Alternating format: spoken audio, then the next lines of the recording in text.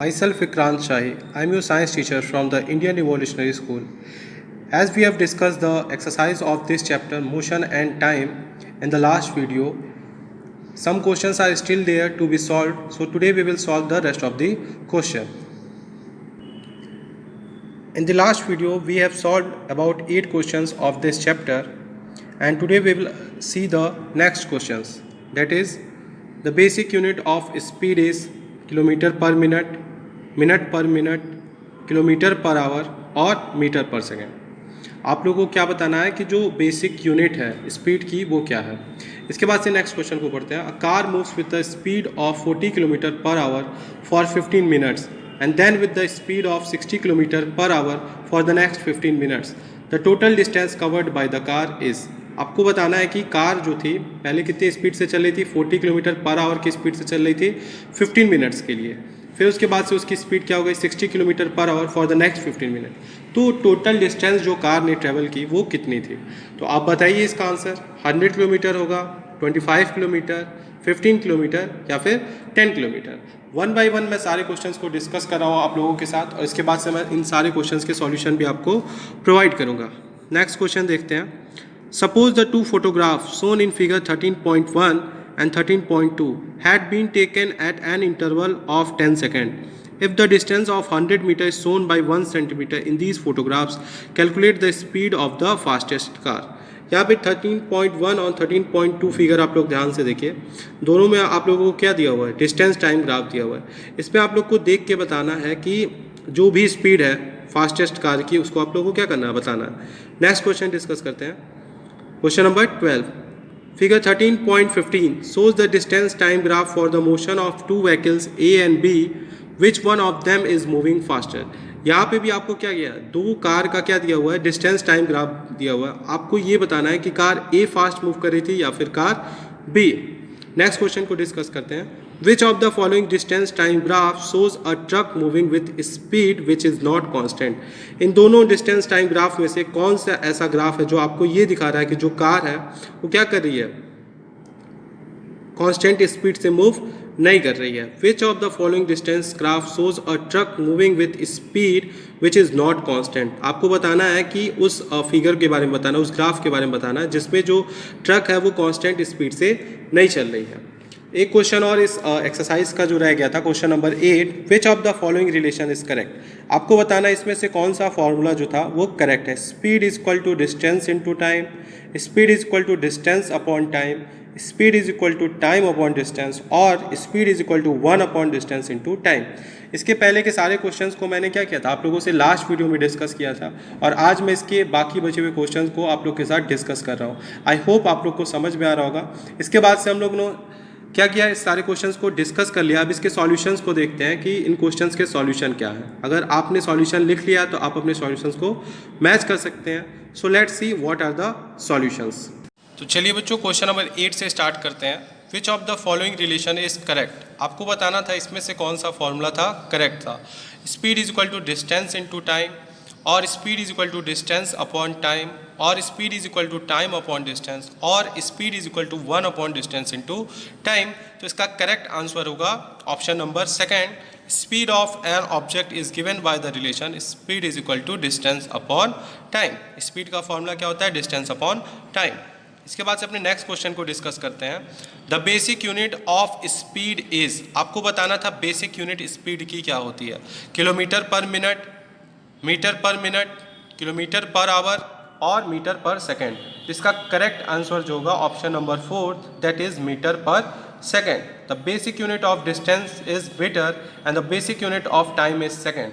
जो आपकी basic unit होती है डिस्टेंस की वो क्या होती है, मीटर होती है, और टाइम की क्या होती है, सेकेंड। तो स्पीड का फॉर्मूला जो होता है डिस्टेंस अपॉन टाइम होता है, तो वहाँ से जो यूनिट आएगी वो हमारे पास क्या आ जाएगी, मीटर पर सेकेंड। नेक्स्ट क्वेश्चन को डिस्कस करते हैं। Question number 10। A car moves with a speed of 40 km for 15 minutes and with a speed of 16 km for the next 15 minutes. The total distance covered by the car is। तो इसका correct answer होगा 25 kilometre. कैसे, कि इस first को देखिए, जब आपकी स्पीड क्या थी कार की, 40 किलोमीटर पर आवर थी, और टाइम कितना लग रहा था, 15 मिनट। तो यहाँ पे जब हम लोगों ने स्पीड निकाला तो स्पीड यहाँ पे कितनी आ जाएगी, सॉरी स्पीड आपको दिया हुआ था 40 किलोमीटर पर आवर और टाइम आपको कितना पता था 15 मिनट। तो सबसे पहले हम लोग क्या करेंगे, यहाँ पे आपकी जो स्पीड थी किलोमीटर पर आवर में दी थी और टाइम किस पे दिया हुआ था, मिनट में। तो मिनट को हम लोग किस में चेंज कर लेंगे, आवर में चेंज कर लेंगे। तो यहाँ पे मैंने मिनट को आवर में चेंज करने के लिए क्या किया, 15 को 60 से डिवाइड किया और मुझे क्या मिला 0.25 आवर। अब जो आपका स्पीड का फॉर्मूला आप उसमें रख दीजिए जो भी वैल्यूज़ आपको पता है, distance covered upon time taken. तो यहाँ पे डिस्टेंस कवर्ड को हम लोग क्या मान लेते हैं, d1 की वैल्यू क्या हो जाएगी, speed into time taken.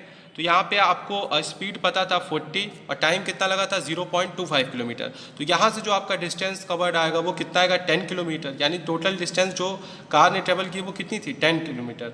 Next case में देखते हैं, जब स्पीड क्या थी 60 किलोमीटर पर आवर थी और टाइम यहाँ पे भी कितना आपके पास था 15 मिनट। अगेन हम लोग 15 मिनट को आवर में चेंज करेंगे तो हमारे पास आ जाएगा 0.25 आवर। यहाँ से स्पीड के फॉर्मूले में distance covered upon time taken, यहाँ पे हमको क्या पता था, स्पीड पता था और टाइम पता था, डिस्टेंस नहीं पता था। तो डिस्टेंस निकालने के लिए आप अगेन फॉर्मूला यूज़ करेंगे स्पीड इंटू टाइम। सो यहाँ से सॉल्व करने पे आपको मिल जाएगा 60 into 0.25 hour is equal to 15 kilometre. So first case में हम लोगों ने डिस्टेंस ट्रेवल किया था 10 किलोमीटर और सेकेंड केस में हम लोगों ने डिस्टेंस ट्रेवल किया था 15 किलोमीटर। तो यहाँ पे जो टोटल डिस्टेंस कवर्ड हो जाएगा वो आपका कितना हो जाएगा, d1 प्लस d2, यानी 10 plus 15 is equal to 25 kilometre. So the correct answer will be 25 kilometre. दोनों ही केसेस में आप लोग को क्या पता था, आप लोग को स्पीड पता थी और क्या पता था, टाइम पता था। तो दोनों ही केस में आप लोगों ने क्या किया है, डिस्टेंस को निकाला है और जो भी डिस्टेंस आया उसको क्या किया, टोटल किया। नेक्स्ट क्वेश्चन पे आ जाते हैं अपने। Suppose the two photographs shown in figure 1 and figure 2 had been taken at an interval of 10 seconds. जो फिगर दिया हुआ वो 10 सेकेंड के इंटरवल पे लिया गया। If the distance of 100 meter is shown by 1 centimeter in these photographs, calculate the speed of the blue car. तो यहाँ पे जो फिगर दिया हुआ आप ध्यान से देखिए, यहाँ पे एक फिगर दिया हुआ vehicle moving in the same direction, सारी की सारी व्हीकल्स क्या करिए सेम डायरेक्शन पे चल रही थी। और नेक्स्ट क्वेश्चन में क्या दिया, position of vehicle shown in figure 1 after some time.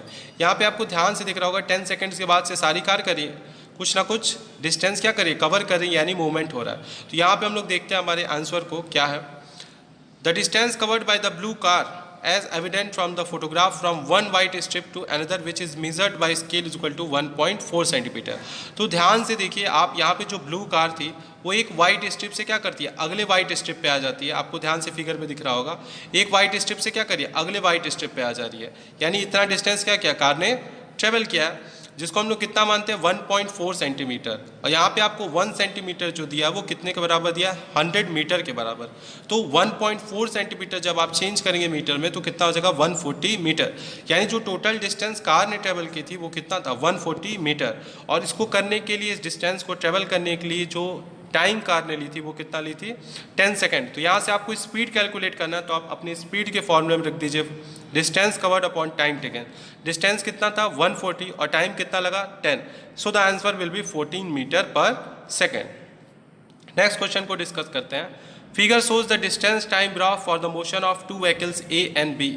यहाँ पे आपको डिस्टेंस टाइम ग्राफ दिया हुआ है दो बॉडीज़ का, दो मूविंग बॉडीज़ का ए and B.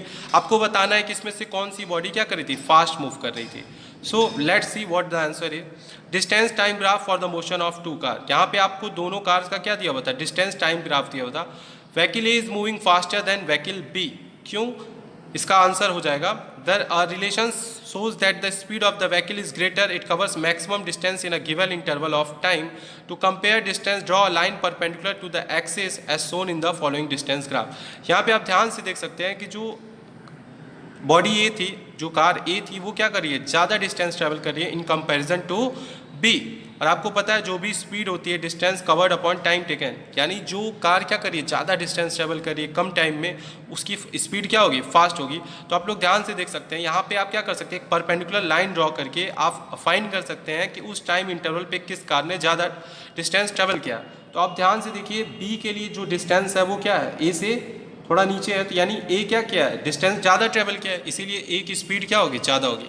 From the graph it is evident that for a given time t the distance covered by the vehicle A is more than vehicle B, यानी vehicle ए ने क्या किया है, व्हीकल बी से ज़्यादा distance cover किया है, इसीलिए हम लोग क्या बोलेंगे कि व्हीकल ए की स्पीड क्या थी, फास्टर थी।